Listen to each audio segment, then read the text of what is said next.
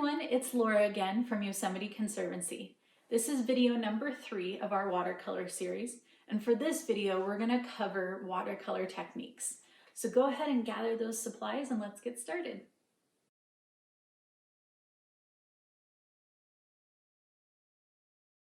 So some of the materials that you'll need for today's virtual watercolor lesson are a watercolor palette, a few watercolor brushes, a paper towel, some watercolor paper, and a cup of water along with a spray bottle.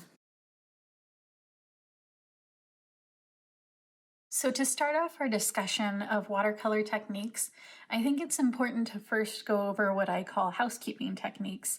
And these are just a few basic things that are going to help you during the painting process. So one thing that you might have noticed in previous videos is that I use a spray bottle and I spray down my palette like so, and it gets my paints nice and moist. The other reason that I use this is because I know that the water that's inside of this bottle is absolutely clean. It hasn't been contaminated by me dipping my brush in any water. So I know that I'm getting clean water into my paints. So the other thing that's helpful to know is how to keep your water cup clear when you're painting. So something that I do is I'll go ahead and use a color here and I'll add it to the paper, and now I want to switch to another color. And so a lot of people's inclination is to immediately go back to that water cup and swish your brush around, but that essentially contaminates your water. And so anytime you pick from this water cup with your brush and bring it to your palette, you're mixing whatever colors are in your water back into your colors, which sometimes you want that and sometimes you don't. So what I like to do is I like to go ahead and wipe my brush off on my paper towel and then dip it in the water and then wipe it until it looks like it's clear. And you can even test this by dipping your brush again in the water and trying to paint onto your paper. And if it comes out clear, then you know you've got a clean brush.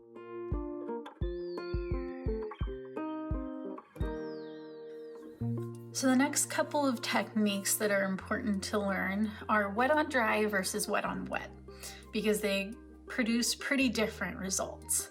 So wet on dry is used to achieve more precise and defined shapes. So what you do is you start with dry paper, and then you'll pick a color and you'll bring it to the paper. So if you remember from one of our previous videos, we learned how to make trees. So this is kind of the same technique that we used. And you'll notice I have a lot of control over where the paint goes. And it doesn't bleed out.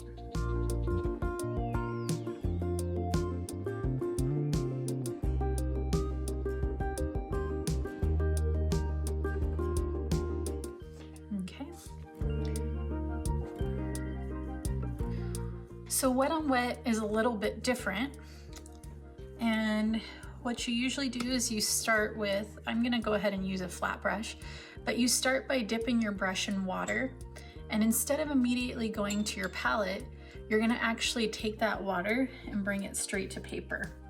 And so since you're painting with water, it's a little bit hard to see what part of the paper is wet.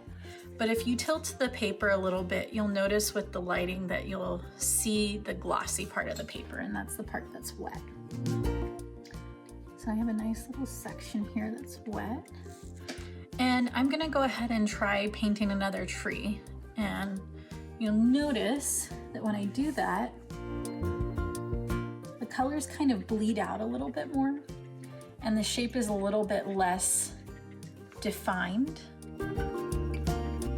And I have a little bit less control. So something that's really nice to do with wet on wet is if you want to paint like a sky, you can get a really nice wash and you can really easily spread the color around.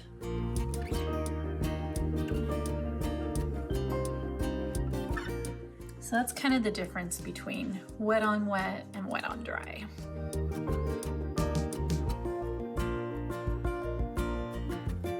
Gradients are another fun technique that you can use to create a dynamic sky.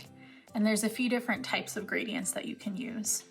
One is a single color gradient, and so you basically use one color and you work your way from dark to light. And then the other is an analogous gradient, which means that you're using colors that are next to each other on the color wheel. So let's start off with a single color gradient. So the first thing that you're gonna do is dip your brush in the water, and we're gonna use a wet on wet technique.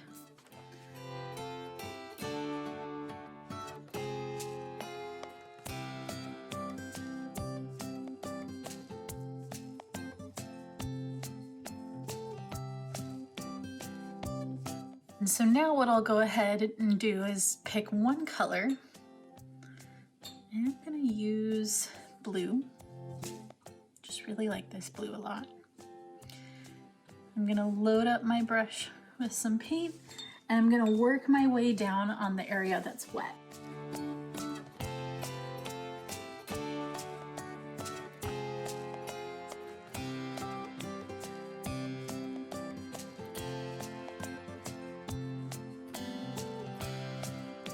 So once the colors dry, they'll kind of like settle in a little bit better and you won't see as many strokes. And the next one that we're gonna try is the analogous gradient. So I'm just gonna get my brush pretty clear of that blue color as much as possible. All right, so we're gonna create another wet on wet surface.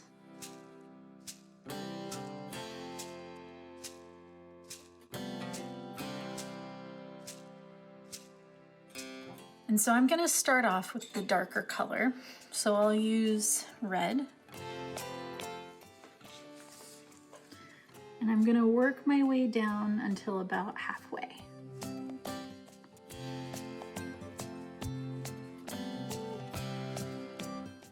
Good. Now I'm gonna wipe my brush off again, and I'm gonna flip the paper upside down. Oops. And I'm gonna pick up some yellow paint. It's a little bit mixed in with the red, but that's okay. And I'm gonna start from the top here and work my way down towards the red. And I'm even gonna mix into the red a little bit just so that we get a little bit of a mixture.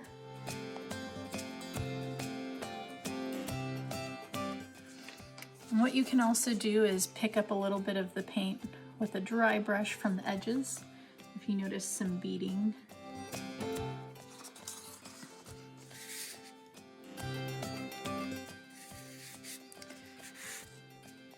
And I might even go back in and just add a little bit more red. There we go.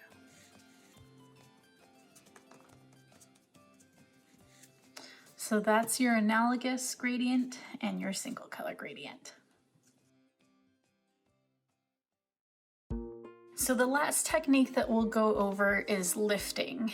And lifting is a technique that's used to lift paint off of paper.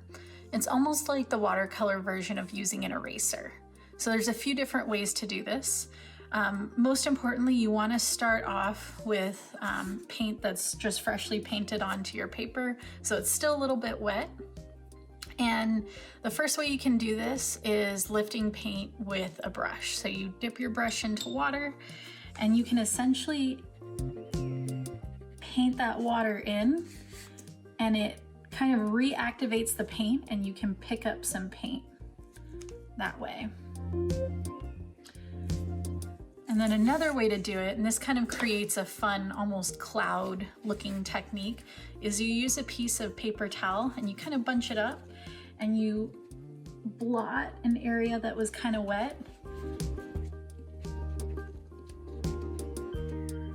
And you can pick up a little bit of paint that way. Another way that you can use a paper towel, if you wanted to like kind of pick up a hard edge, like if there was an area that you kind of painted into that you didn't mean to paint into, you would use that paper towel and just blot with the edge.